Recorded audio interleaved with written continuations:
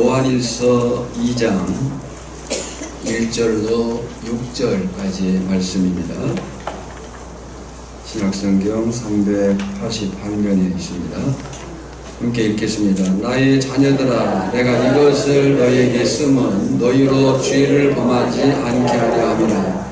만일 누가 죄를 범하여도 아버지 앞에서 우리에게 대언자가 있으니 곧 의로우신 예수 그리스도시라. 그는 우리 죄를 위한 화목제물이니 우리만 위할 뿐 아니요 온 세상의 죄를 위하십니다. 우리가 그의 계명을 지키면 이로써 우리가 그를 아는 줄로 알 것이요 그를 아노라 하고 그의 계명을 지키지 아니하는 자는 거짓말하는 자요 진리가 그 속에 있지 아니하되 누구든지 그의 말씀을 지키는 자는 하나님의 사랑이 참으로 그 속에서 완전하게 되었나니 이로써 우리가 그의 안에 있는 줄을 아노라. 그의 안에 산다고 하는 자는 그가 행하시는 대로 자기도 행할지니라. 아멘. 모든 성경은 성령의 감동으로 기록된 하나님의 말씀인 것을 믿습니다.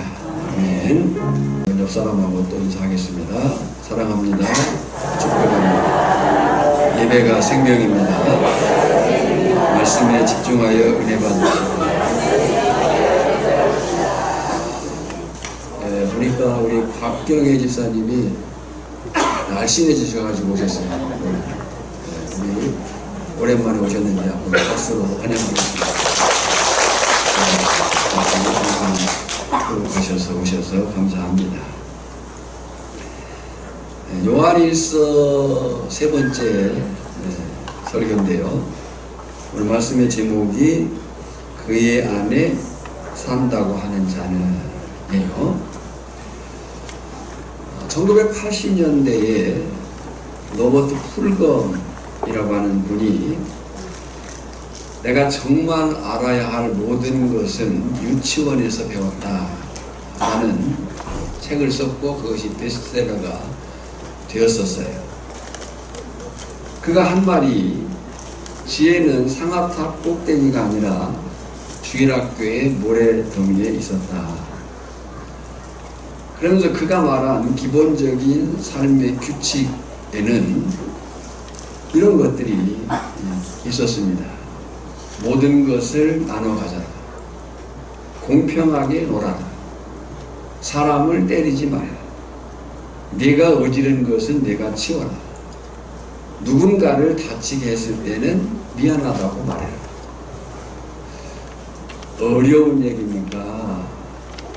그렇게 어렵지 않은 얘기입니까? 그렇게 어렵지 않은 단순한, 그리고 맞는 말인데 잘 잃어버리는 그런 말이에요. 쉽고 단순하고 못 알아들을 말이 아니에요. 사실 우리가 살면서 기본만 지킨다면 다른 사람들과 더불어 살기가 더 쉬워질 것입니다. 지금 요한일서가 그렇습니다. 지금 사도 요한은 요한일서를 통해서 어떤 어려운 이야기를 하고 있는 게 아니고 당시 에베소 교회를 비롯한 소아시아 교회들과 오늘 우리에게 이런 기본으로 돌아가라. 그 기본으로 데려가고자 합니다. 예수 그리스도와 동행하는 자는 진실하고 영향력 있는 삶을 회복해라. 진실해라. 내 삶에 영향력을 끼쳐라. 세상 속에서 그리스도의 제자라면 올바른 삶을 살아라. 그렇게 어렵고 복잡한 그런 이야기가 아니잖아요.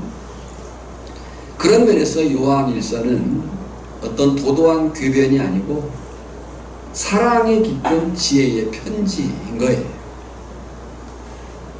여러분, 우리가 받은 복음이 얼마나 놀랍습니까? 예수만 믿으면 지옥 갈 죄인이라도 천국에 가게 되고 어떤 죄를 지었다 하더라도 다 용서받는다는 거예요. 예수 믿기 전에 지은 죄만 용서받는 것이 아니라 예수 믿은 후에 지을 죄까지도 다 용서를 받았다는 거예요. 우리가 앞으로 어떤 죄를 지어도 우리를 의롭다 거룩하다고 인정하겠다. 예수만 믿으면 이게 복음이거든. 그리고 이것을 교리적으로 성도의 견인이라고 합니다. 어떤 경우라도 하나님은 우리를 버리지 않고 구원의 자리에 앉히신다. 할렐루야. 그런데 이런 복음을 듣고 이런 생각을 하는 사람이 있을 수 있어요. 그러면 이제 죄를 지어도 괜찮겠네. 뭐 죄를 지어도 용서해 주신다며. 이렇게 주장하는 무리 중 하나가 구원파 이단입니다. 이것은 복음을 몰라서 하는 생각이에요. 하나님께서 우리에게 이런 놀라운 속죄의 복음을 주신 것은 이제부터 안심하고 죄를 지어라 라고 주신 것이 아니라는 거죠. 만약 우리가 누군가의 잘못을 용서할 때 어떤 사람이 나에게 잘못했어요. 그 사람의 잘못을 용서할 때 계속 잘못을 범하라고 용서합니까? 이제라도 잘 살아라고 용서하는 겁니다. 이제라도 잘 살아라고 용서를 하는 거죠. 요한 1서의 배경을 조금 생각해 보면요. 요한 1서에는 두 개념이 중심을 이루고 있어요. 하나는 하나님의 나라라는 것과 또 다른 개념은 언약이라는 거예요. 언약이 뭔가라고 할 때 두 당사자가 계약을 통해서 특별한 관계를 맺는 거예요. 그런데 성경은 하나님과 사람과의 관계를 이 개념으로 설명을 하는 거예요. 언약 관계에 놓였다. 중요한 것은 언약 관계에는 서로에 대한 의무가 있어요. 그러니까 하나님과 우리와의 관계를 어떤 개념으로 성경이 요한일서가 설명하느냐? 언약 관계에 있다. 그 언약 관계에는 서로에 대한 의무가 있다. 하나님은 언약 백성을 사랑하고 그 언약 관계에 신실해야 하고, 언약 백성은 하나님의 뜻을 담고 있는 율법, 계명을 신실하게 지켜 그 관계를 유지해야 된다는 거예요. 우리가 구약을 볼 때에 유다 백성들이, 이스라엘 백성들이 율법을 못 지켰기 때문에 구원을 못 받았고 그래서 예수님이 왔다 하는 것이 아니에요. 하나님의 구원 계획은 어차피 예수 그리스도에게 있었어요. 여인의 후손을 창세기에서 얘기를 해요. 다만 율법은 너희가 언약 백성으로서, 하나님 백성으로서 이렇게 살아야 된다라고 하는 것을 규범한 거예요. 자, 그러니까 결국 하나님은 그 언약에 신실하시고, 언약 백성된 오늘 우리들은 그 하나님의 뜻이 담겨있는 율법, 계명을 신실하게 지키는 것이 그 관계를 유지하는 거예요. 이 의무에 충실한 상태를 성경은 의라고 얘기하는 거예요.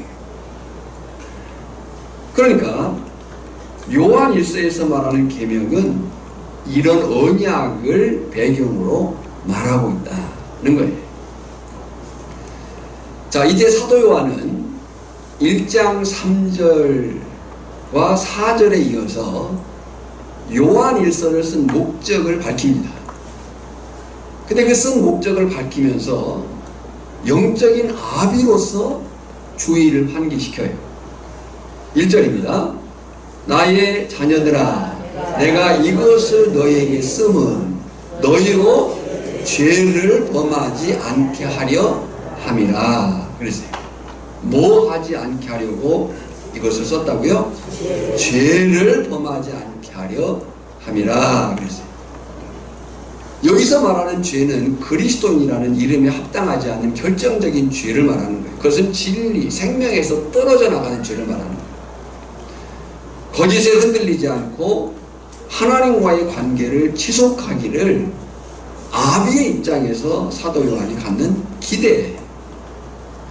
그런데 여기서 사도 요한의 더 큰 관심이 있어요. 죄를 범하지 않게 함이라 라고 기록 목적을 썼는데, 더 큰 사도 요한의 관심이 뭐냐면, 그럼에도 불구하고 죄를 범했을 때 어떻게 되는가, 어떻게 해야 되는가를 말해요. 1절 하반절을 보면, 만일 누가 죄를 범하여도 아버지 앞에서 우리에게 대언자가 있으니 곧 의로우신 예수 그리스도시라 그랬습니다. 자, 예수님을 믿는 우리는 죄 용서함, 죄 씻음을 받았습니다. 의인이 되었습니다. 하늘에 속한 자가 되었다고 얘기를 해요. 그래서 저나 여러분의 영적인 처소는 하늘에 있는 거예요. 하지만 성도의 이중 정체성이 뭐냐면, 우리는 여전히 이 땅에 발붙여 살고 있다는 거예요. 오늘 성도된 우리의 그 이중 정체성이 영적으로 이미 하나님 나라 백성으로서 하늘 처소에 위치하고 있지만, 아직 우리는 이 땅에 발붙여 살고 있다. 그래서 죄를 미워하고 죄를 싫어하지만 여전히 죄성을 가지고 있어서 죄를 지을 수밖에 없다. 그런데 그런 우리에게 누가 있다고 얘기하는 거예요? 대언자가 있으니. 그래서 대언자에다 동그라미를 쳐놨어요. 대언자가 있으니 그 대언자가 곧 의로우신 예수 그리스도라 그랬어요.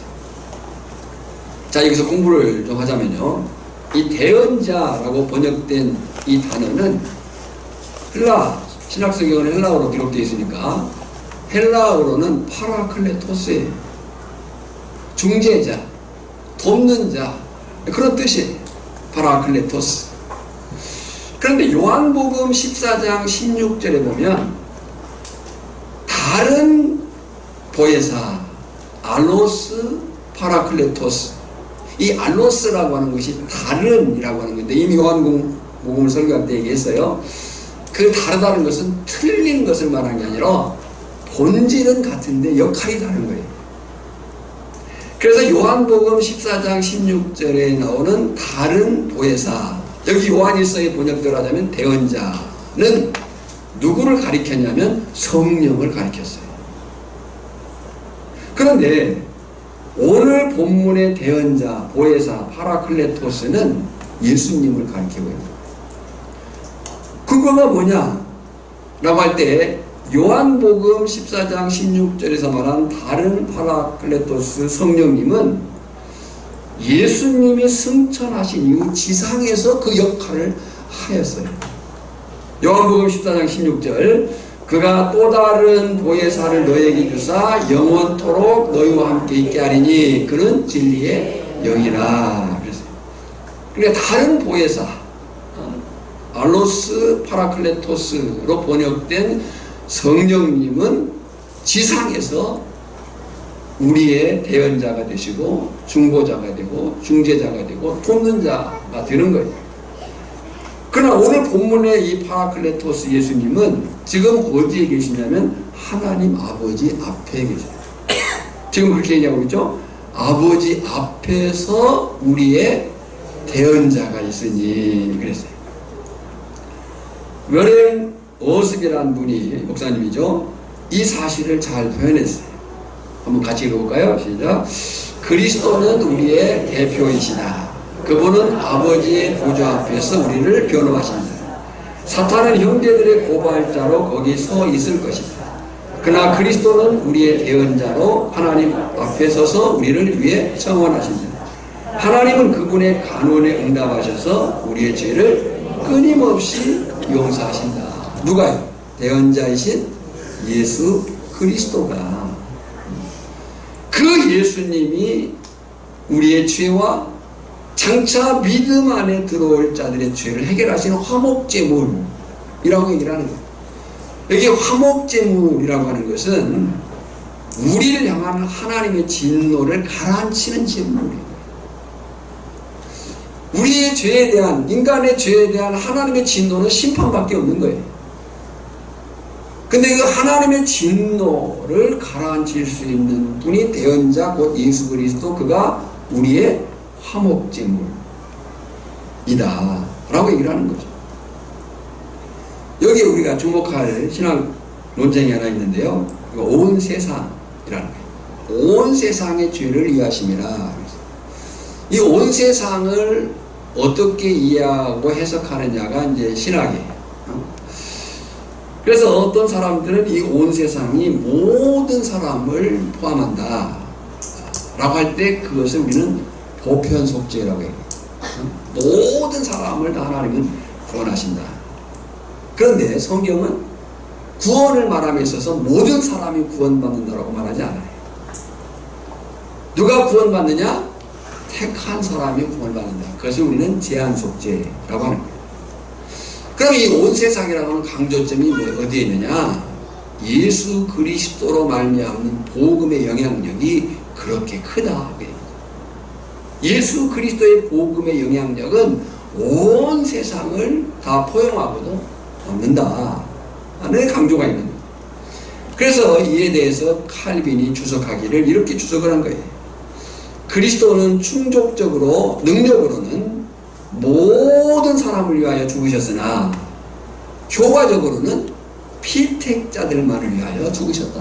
다른 말로 얘기하면 예수님은 모든 사람의 죄를 대신 지고 죽으심으로 죄 용서의 길을 열으셨지만, 예수님이 이 땅에 오셔서 십자가에 죽으심으로 모든 사람의 죄를 대신 지시고 죽으심으로 죄 용서의 길을 열으셨어요.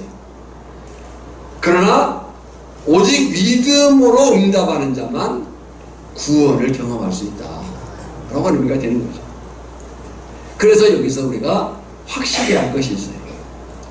첫째는 죄를 짓지 않으려는 싸움이 분명해야 된다. 뭘 하지 않으려는 싸움이 분명해야 된다고요? 죄를 짓지 않으려는 싸움이 분명해야 된다. 죄를 미워해라. 죄를 거부해라. 죄를 끌어내라 하는 거죠. 자, 앞에서 말씀드렸어요.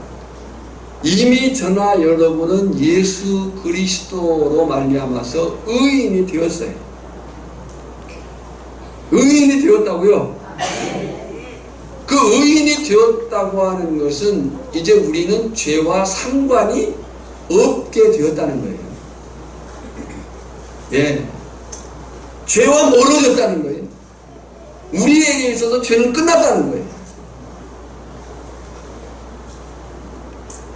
그런데 오늘 우리가 이 땅에 발붙여 사는 동안 우리는 죄를 모르는 것도 아니고 안 짓는 것도 아니고 못 짓는 것도 아니고 여전히 죄를 지어요. 그에 있어서 지금 요한 사도가 강조하는 것이 뭐냐? 너희가 그런 이중 정체성을 가지고 있지만 너희는 하나님의 언약 백성으로서 이미 예수 그리스도 안에 있기 때문에 이 싸움이 있어야 된다. 죄를 짓지 않으려는 싸움이 있어야 된다. 에베소 4장 22절에 보니까 너희는 유혹의 욕심을 따라 썩어져가는 구습을 따르는 옛사람을 벗어버리고, 오늘 예수를 믿고 구원의 백성이 되었다고 하는 것은 우리가 거룩한 백성이 되었다는 것이고, 그 거룩한 백성이 되었다고 하는 것은 우리의 삶의 방향이 그 거룩을 향해서 나아가야 된다는 거예요. 그 거룩을 향해서 나아간다고 할 때 우리가 끊임없이 해야 될 일이 뭐냐면 의의 새로운 옷을 입어가는 거예요. 근데 그 의의 새로운 옷을 입어간다고 할 때 우리가 벗어내야 될 것들이 뭐냐면 옛사람의 옷이에요. 옛사람의 것들을 끊어버려라. 지난주에도 말씀을 드렸습니다마는 우리가 예수를 믿는다, 내가 생명이신 예수 안에 있다, 빛이신 하나님과의 사귐 안에 있다 라고 하면서 계속적으로 죄 가운데 머물러 있다고 한다. 아직도 미적거리는 그 죄의 일들이 있다고 한다면 오늘 이 말씀이 우리에게 도전이 돼야 되는 거예요. 죄를 짓지 않으려는 싸움이 분명히 해야 되는 거죠. 이 정도는 뭐 다른 사람들도 다 그러고 있는데 세상이 그런데 어쩌란 말이냐라고 우리는 핑계해서는 안 되는 거예요.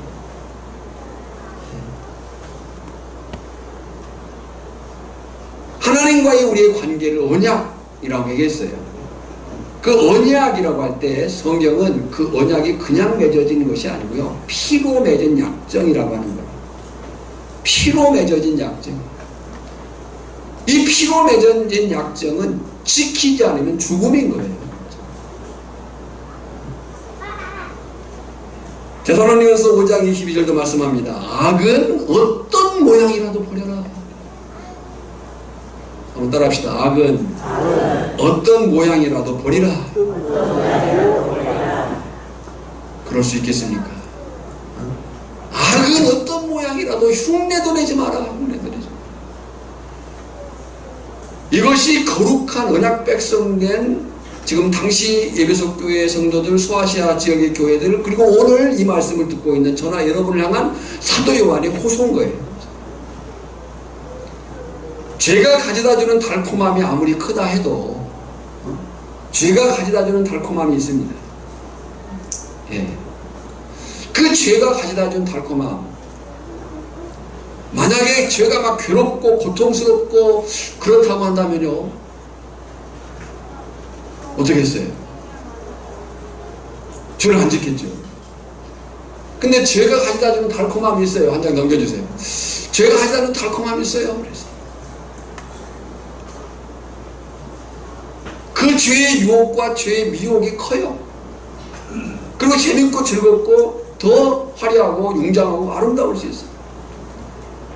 근데 우리가 알 것은 뭐예요? 죄의 결국은 사망이라는 거죠. 죄의 결국은 사망이다. 그래서 우리가 확실히 알 것이 뭐냐? 죄를 짓지 않으려는 싸움을 분명히 해야 된다. 그리고 두 번째 확실히 할 것은요, 혹 죄에 넘어졌을 때 내 편 되시는 예수님께 속히 나와야 된다 하는 거예요. 여러분, 이 사람이 예수님과 사귐 안에 있는 사람이에요. 죄를 안 지어야 되지만 죄를 지을 수밖에 없는 죄성을 가진 인간으로서 혹 죄를 범했을 때에 누가 하나님과 예수님과의 사귐 안에 있는 사람이냐? 내 편이신 예수님 앞에 속히 나오는 사람이에요.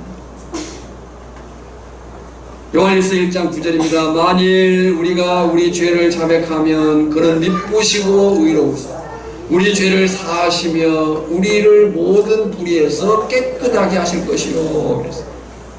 그러니까 미쁘시고 의로우신, 신실하시고 의로우신 하나님, 우리 죄를 사하시고 모든 불의에서 깨끗게, 지속적으로 깨끗게 하실 터인데, 그 지속적으로 깨끗게 하실 대상이 누구냐? 죄를 자백하는 자다.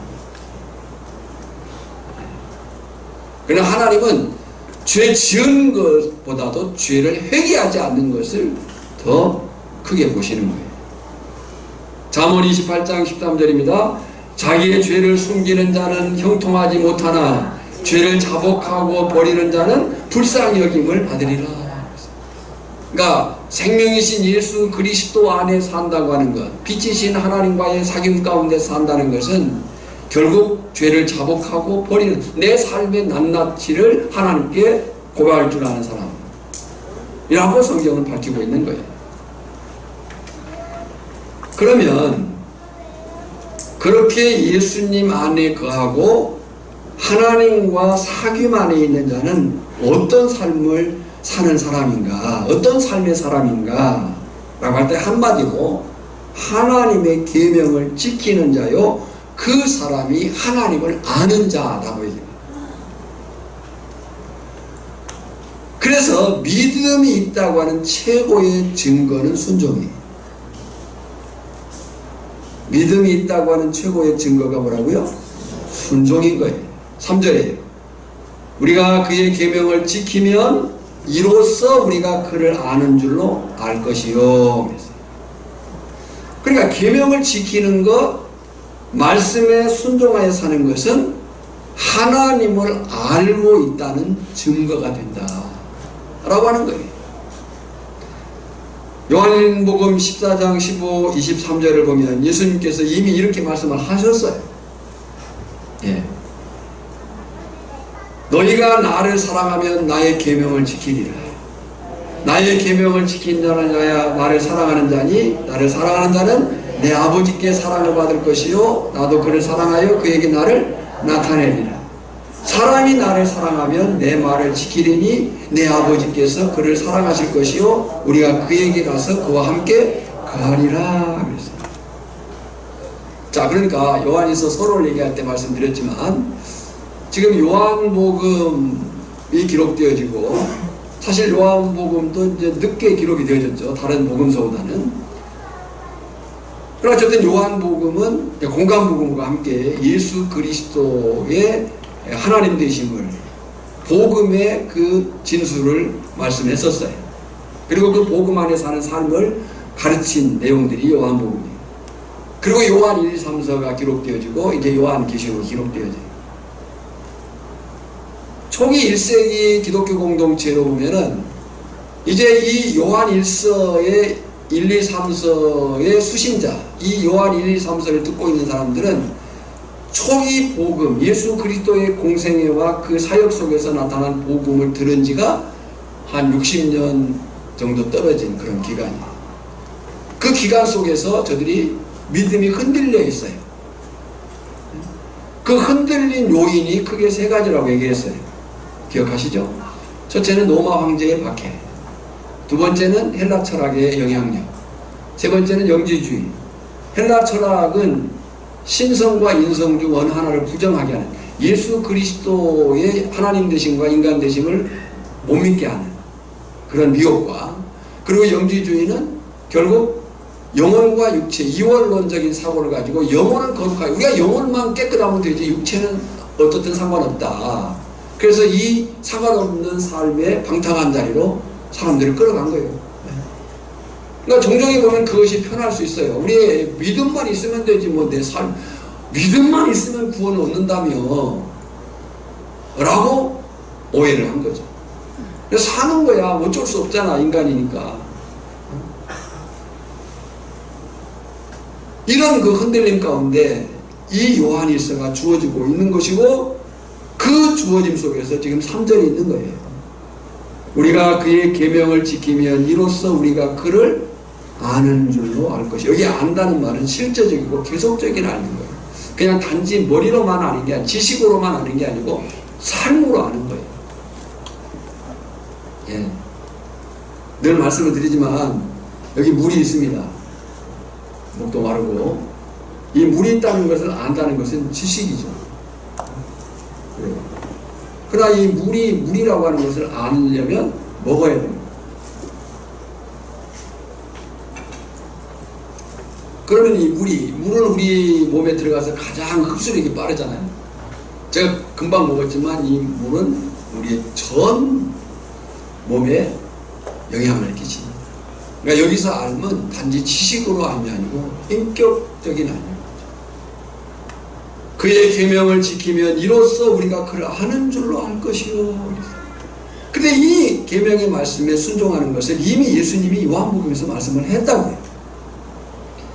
너희가 나를 사랑하면 나의 계명을 지키리라. 그래야 계명을 지키는 자는 예수님을 사랑하는 사람입니다. 나의 계명을 지키는 자라야 나를 사랑하는 자니 나를 사랑하는 자는 내 아버지께 사랑을 받을 것이요 나도 그를 사랑하여 그에게 나타내리라. 사람이 나를 사랑하면 내 말을 지키리니 내 아버지께서 그를 사랑하실 것이요 우리가 그에게 가서 그와 함께 거하리라 하겠습니다. 그러니까 결국 이 사람은 아버지와 아들과 맺은 관계가 점점 더 깊어지고 더 친밀해지고 더 확실해지는 거죠. 누가 뭐라든지 상황이 어떻든지 간에 상관없이 말씀을 따라 사는 사람인 거예요. 여러분, 예수님을, 하나님을 사랑합니까? 예수 그리스도, 생명이신 예수 그리스도가 여러분 안에 거하심을 믿습니까? 여러분 또한 예수님 안에 거합니까? 빛이신 하나님을 믿습니까? 그 빛이신 하나님과의 사귐 가운데 있기를 원하십니까? 그렇다면 결국 하나님의 말씀을 따라 사는 삶이 그것을 입증하는 거예요. 그래서 누가 거짓말하는 자인가, 누가 가짜 믿음인가 4절에서 밝히고 있어요. 4절을 보면 그를 아노라 하고 그의 계명을 지키지 아니하는 자는 거짓말하는 자요 진리가 그 속에 있지 아니하되 그랬어요. 네. 누가 거짓말을 하는 자고 누가 가짜 믿음이냐? 그를 아노라 하고 그의 계명을 지키지 아니하는, 여기 지키지 않는단 말이 현재 분사로 되어 있는데요, 이것은 습관적으로 그의 삶의 행동이 된 거예요. 그가 거짓말하는 자요 진리가 그 속에 있지 아니하되. 여러분, 사람의 말은 중요합니다. 우리는 말을 바르게 해야 됩니다. 근데 그 말에 따른 행동이 더 중요합니다. 분명히 말이 중요하지만 그 말이 확인되는 것은 행동인 거예요. 말은 하지만 행동하지 않는 것은 위선일 수 있다는 거죠. 요한복음 14장 24절에 보면 나를 사랑하지 아니하는 자는 내 말을 지키지 아니하나니. 지금 요한 1서에 있는 말씀이지만 요한복음에서 예수님이 하신 말씀이에요. 나를 사랑하지 아니하는 자는 내 말을 지키지 아니하나니. 내 말씀에 순종하지 않는 것은 누구를 사랑하지 않는 거예요? 주님을 사랑하지 않는 거죠. 주님을 사랑하는 자는 주님의 말씀에 순종하는 거예요. 마태복음 12장 33절에 보면 나무도 좋고 열매도 좋다 하든지 나무도 좋지 않고 열매도 좋지 않다 하든지 하라. 그 열매로 나무를 아느니라 그랬어요. 근데 그 다음 말씀이 놀라워요. 5절에 읽어볼까요?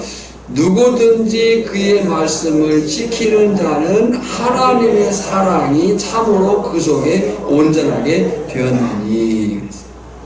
여기서 우리가 4절과 5절을 보면서 주목할 변화가 있어요.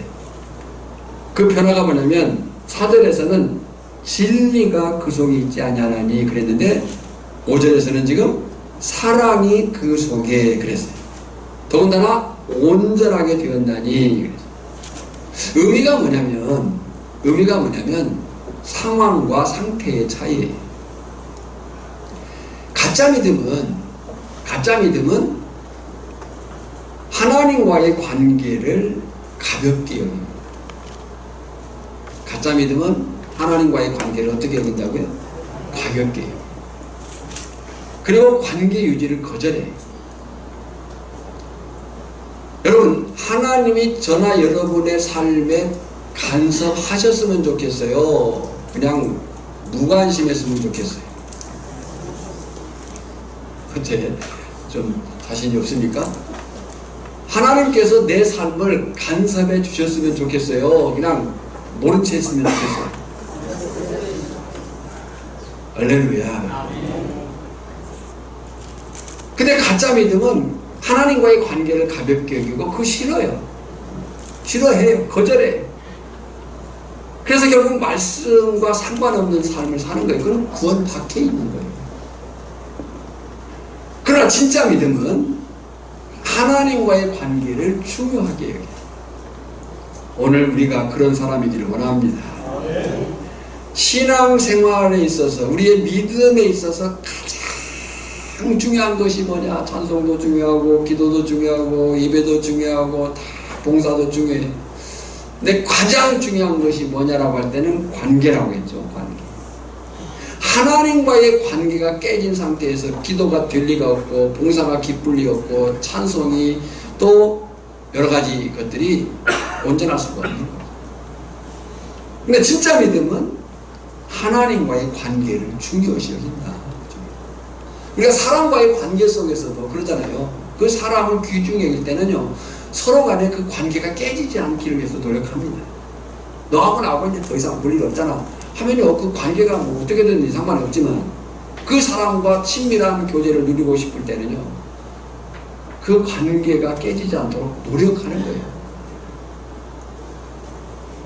또 진짜 믿음은 그 관계 안에 거하기를 기뻐해. 하나님이 내 삶을 간섭해 주시는 것을 기뻐해요.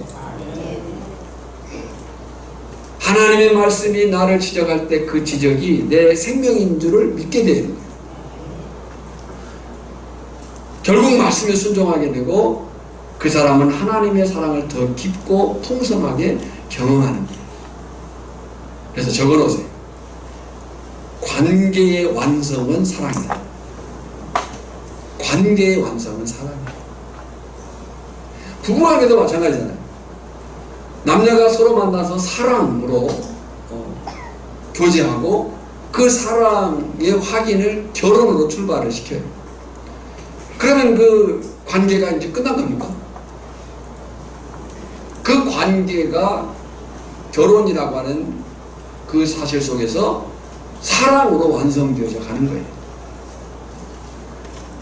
그러니까 여기 오늘 우리 계신 성도들, 부부 관계에 있다고 한다면 지금이 가장 서로를 사랑하는 순간이어야 돼요. 뭐 입도 따삭 않는 것이, 네. 지금이 가장 남편이 사랑스럽고 아내가 사랑스러워야 되는 것이고, 결국 그 관계의 완성을 우리는 사랑으로 세우는 겁니다. 네. 자, 관계의 완성은 뭐라고요? 사랑이에요. 하나님의 존재 자체와 하나님의 사역 자체가 그래요. 하나님은 그 존재 자체가 공동체예요. 성부, 성자, 성령으로 관계하셔요. 성부, 성자, 성령. 근데 그 성부, 성자, 성령이 관계하시는데 무엇으로 관계하시느냐? 사랑으로 관계하시는 거예요. 그 사랑의 관계가 대표적으로 가정과 교회 공동체에 나타나는 거예요. 그러니까 교회 공동체는 관계 속에 있는 거예요. 그 관계 속에 있는 것인데 그 관계는 무엇으로? 사랑으로. 그래서 기독교의 본질은 사랑인 거예요. 이건 가정 안에서도 마찬가지예요. 가정 안에서. 오늘 저나 여러분의 가정이, 우리 오천교회 공동체가 하나님과의 관계를 사랑으로 이루어가고, 또한 가정과 교회 공동체가 사랑으로 완성되기를 주님의 이름으로 축복합니다. 그래서 사도 요한은 명령을 하는 거예요. 6절에 크게 읽어볼까요? 그의 안에 산다고 하는 자는 그가 행하시는 대로 자기도 행할지니라. 그가 행하시는 대로, 이 밑줄을 쳐놓으세요. 그의 안에 산다고 하는 자는 그가 행하시는 대로 자기도 행할지니라. 여기 그가 아는 예수님이죠. 예수님이 행하시는 대로. 근데 예수님의 삶은 한마디로 순종의 삶이었어요.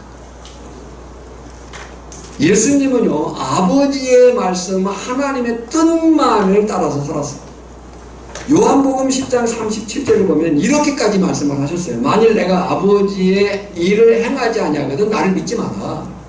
그러니까 예수님은 자기 이모의 어떤 일을 한 게 아니고 누구의 일을 한 거예요? 아버지의 일을 한 거예요. 그 아버지의 일에 순종한 거예요. 내가 아버지의 일을 행하지 않거든 나를 믿지 마라. 그리고 히브리서 5장 8절로 9절을 보면 그 순종을 예수님이 배웠다고 얘기를 해요. 그래, 순종은 그냥 되는 게 아니에요. 순종은 배워야 되는 거예요. 순종은 배워야 되는 거예요. 그리고 그 순종으로 온전케 되었다. 히브리서 5장 8절 9절입니다. 그가 아들이면서도 받으신 고난으로 순종함을 배워서 온전하게 되었은지 자기에게 순종하는 모든 자에게 영원한 구원의 근원이 되시고. 그랬어요. 그러니까 예수님도 순종을 배웠어요. 무엇으로 배웠어요? 무엇으로 순종을 배웠다고 얘기했어요? 금방 말씀해. 고난으로 순종을 배웠다고요. 고난. 그러니까 순종이라는 것은 그냥 되는 것이 아니다. 쉬운 것이 아니다. 라는 것을 주님이 보여주고 있는 거예요. 고난으로 순종을 배웠다는 거예요. 그리고 그 순종을 통해서 온전케 되었는데 그 온전함이 우리의 구원의 근원이 되신 거죠. 일찍이 사무엘 선지자는 하나님의 뜻을 거스린 사울 왕을 향해서 뭐라고 얘기했어요? 순종이 제사보다 낫고 듣는 것이 순양의 기름보다 낫다. 너희가 100번의 제사 아름다운 어떤 그 기름을 쏟아붓는다 한다 할지라도 순종이 그 제사보다 낫다. 결국 예수님께서 순종으로 사신 삶의 핵심은 사랑이었어요. 하나님을 사랑하니까 순종했고 순종으로 십자가 사랑을 완성하신 거예요. 사람의 모양으로 나타나사 자기를 낮추시고 죽기까지 복종했으니 그 십자가의 죽으심이라. 여러분 정리하세요. 4절에 보면 하나님을 안다. 6절에 보면 그의 안에 산다. 9절에 보면 빛 가운데 있다 라는 표현이 있어요. 그 안에 산다, 하나님을 안다, 그 안에 산다, 빛 가운데 있다. 이 말은 같은 말이에요. 이것이 신앙 고백이고 삶이어야 되는 거예요. 하나님을 안다면, 그 안에 살고 있다면, 빛 가운데 있다면 우리에게 그 삶이 있어야 되는 거예요. 오늘 저나 여러분이 예수 그리스도를 구주와 주님으로 믿고 성도가 되었습니다. 거룩한 백성이 되었습니다. 이 거룩하다는 것은 우리가 예수 믿어가지고 갑자기 얼굴이 막 달라진다든지 어깨 밑에 날개가 날아가지고 날아다니는 그런 사람이 됐다는 게 아니고 구별된 사람이 됐다는 거예요. 그 구별된 사람이 되었다는 것은요, 다른 삶을 사는 사람이 되었다는 거예요. 그래서 그리스도인들은 분명히 다른 삶을 사는 삶의 실제가 있어야 되는 거예요. 하나님을 아는 자로서, 그 안에 거하는 자로서. 우리가 지금 계속 엎드리고 있죠? 한번 따라합시다. 예수님이 내 안에 거하시고 나를 사랑하신 줄을 압니다. 나도 예수님 안에 거하고 나도 예수님 안에 거하고 예수님을 사랑합니다. 그 확인이 뭐예요? 더욱 힘써 그의 계명을 따라 살겠습니다. 이것이 구별되네요. 이것이 다른 삶인 거예요. 우리가 특별한 어떤 이상한 사람이 되는 게 아니고 예수 그리스도를 구주와 주님으로 믿어 하나님을 아는 자가 되고 그 안에 살게 된 자가 되고 빛 가운데 있다고 할 때에 우리는 달라진 삶을 살아야 됩니다. 그 달라진 삶은 이상한 삶이나 특별한 삶이 아니고 구별된 삶인 거예요. 오늘 예수님께서 생명 안에 거하고 빛이신 하나님과 사귐 안에 있는 저나 여러분에게 말씀하세요. 요한복음 14장 21절을 함께 큰 소리로 읽겠습니다. 나의 계명을 지키는 자라야 나를 사랑하는 자, 나를 사랑하는 자는 내 아버지께 사랑을 받을 것이요 나도 그를 사랑하여 그에게 나를 나타내리라. 오늘 저나 여러분의 삶이 하나님 예수님 안에 거하고 하나님과 사귐 가운데 있는 자로서 계명에 순종하고 하나님을 사랑하고 이웃을 사랑하는 사랑의 완성. 아까 관계의 완성이 뭐라고 했어요? 사랑이었어요. 그 사랑의 완성을 경험하는 그런 삶이기를 주님의 이름으로 축원합니다. 하나님 아버지 은혜와 사랑을 감사합니다. 오늘 우리가 예수 안에 사는 자일진데 그 예수 안에 삶에 분명함이 있게 하시고 그 분명함이 말씀을 쫓아 사는 내 감정과 내 경험과 내 판단과 내 생각이 아니라 하나님의 교훈과 책망과 바르게함과 의로 교육함을 따라 사는 그러한 삶의 분명함이 있을 수 있도록 주님 도우시고 역사하여 주시옵시고 그로 인해서 우리가 주님과 동행하는 그 기쁨, 그 감격의 체험을 누리는 삶이 있게 하여 주시옵소서. 예수님의 이름으로 기도하옵나이다. 아멘. 이 시간에 우리가 찬양대로 했습니다만 순전한 믿음은 말씀을 생각하면서 함께 찬양하겠습니다.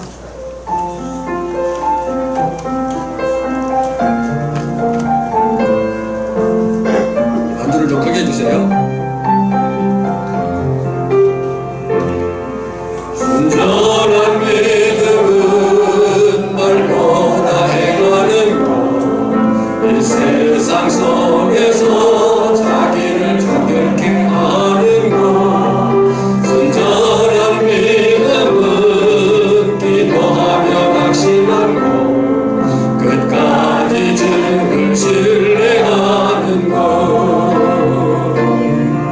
순전한 믿음은 십자가 복음 믿고 하나님 내 맘에 살아계심을 믿는 것. 순전한 믿음은 주 나를 부르실 때 영원한 천국 있음 믿는 것. 순전한 믿음을 가진 자 세상 나와도 두렵지 않으리. 순전한 믿음을 가진 자 제 하나님의 동역자로 영광스러운 멸류관 쓰리. 순전한 믿음은 날 부르신 이곳에서 하나님 나라와 영광을 위해 사는 것. 순전한 믿음은 주 나를 부르신 끝까지 함께 하심 믿는 것. 순전한 믿음을 가진 자 세상 나라와도 두렵지 않으리. 순전한 믿음을 가진 자 제 하나님의 동역자로 영광스러운 멸류관. 우리 도도리교 여성부터 여성만 순전한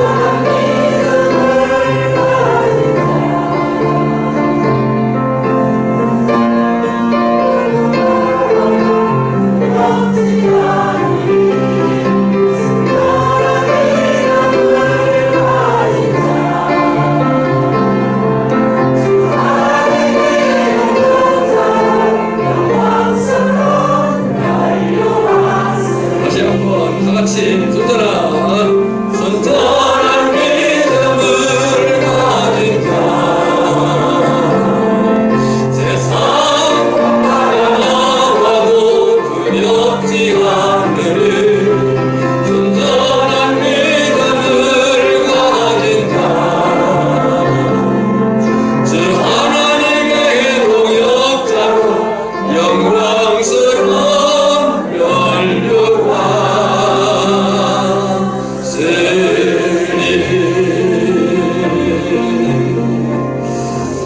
기도하겠습니다. 지금은 생명의 주 되신 예수 그리스도의 은혜와 성부 하나님의 크고 놀라우신 사랑하심과 성령의 깨닫게 하시고 능력 주시고 매 순간 보혜사 되셔서 우리의 삶을 인도하시는 그 기름 부으심, 오늘 그 안에 사는 자로서 생명 가운데 사는 그 감격, 그 기쁨을 다짐하고자, 그 믿음으로 살고자 다짐하는 모든 심령들이 이제부터 영원까지 항상 함께 있을지어다. 아멘. 하나님의 고요인 감사요